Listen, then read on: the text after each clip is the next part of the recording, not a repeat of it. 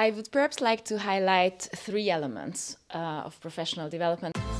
The first is its form, that is how it actually happens. The second is the content, so what it actually involves in terms of content. And the third one is the participants. Le développement professionnel des enseignants, c'est avant tout le développement d'une identité professionnelle.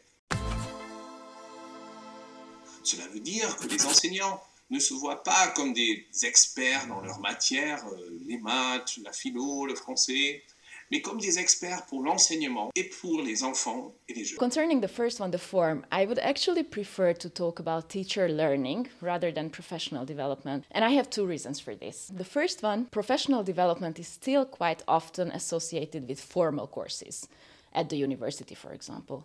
And this is not the only platform of professional learning. Training is not just in school. We should care about the lifelong aspect.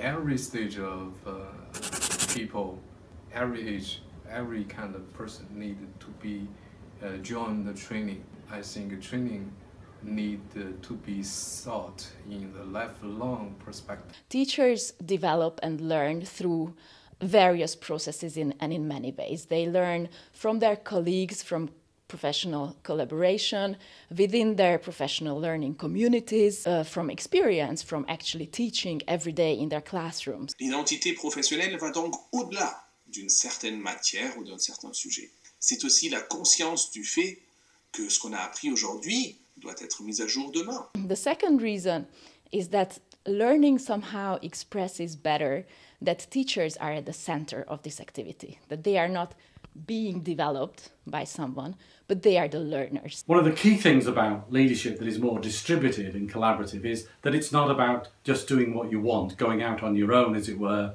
and doing what you think is best.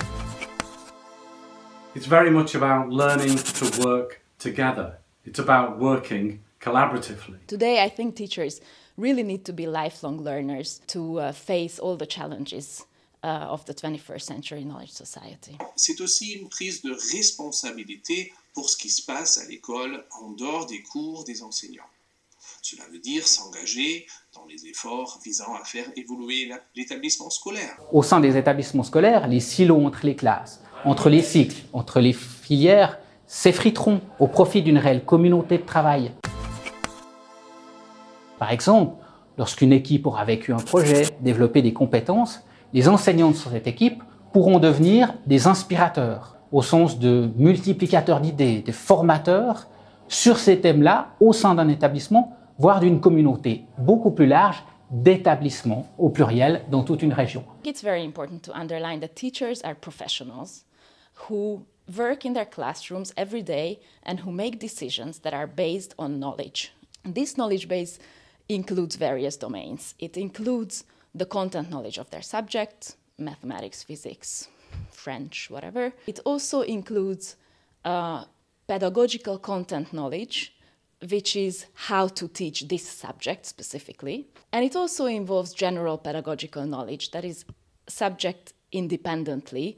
La clé pour le développement professionnel des enseignants, c'est d'arrêter de les considérer comme des maîtres avec un savoir-faire fixe. Il serait utile de récompenser les enseignants qui continuent leur formation tout au long de leur carrière. Il faudra alors une volonté avérée de systématisation de ces réseaux, qui sont encore aujourd'hui informels, mais qui permettent un soutien mutuel, en privilégiant des espaces, des lieux de réflexion, en diversifiant les regroupements des enseignants qui dynamisent ces pratiques. Et cette forme de perfectionnement pourrait devenir un levier de renforcement de l'identité professionnelle et des compétences conçues à cette fois-là alors comme un élément de formation continue. In a network of schools and teacher leaders that the University of Hertfordshire is associated with, one of the ways that this is done is through teacher-led development group work. And there it's led usually by teachers, but teachers working together with their colleagues, with members of the support staff, with students, to bring about change and innovation. So it's very much about co-leadership. Et dans ce sens, je pense aussi que les nouvelles politiques d'accountability et de rendre compte verront les établissements assumer collectivement une plus grande imputabilité. L'évaluation pourrait alors devenir une source d'information, pour réguler les gestes professionnels, une source d'apprentissage et d'amélioration basée sur une analyse collaborative.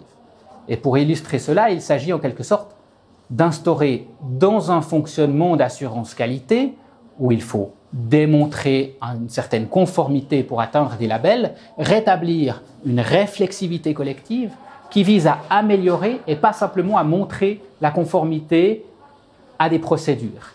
Les enseignants pourraient ainsi devenir responsables avec les directions non seulement de la réussite et de la progression des élèves, mais tout d'un coup aussi également de la qualité des prestations globales qui sont dispensées par un établissement.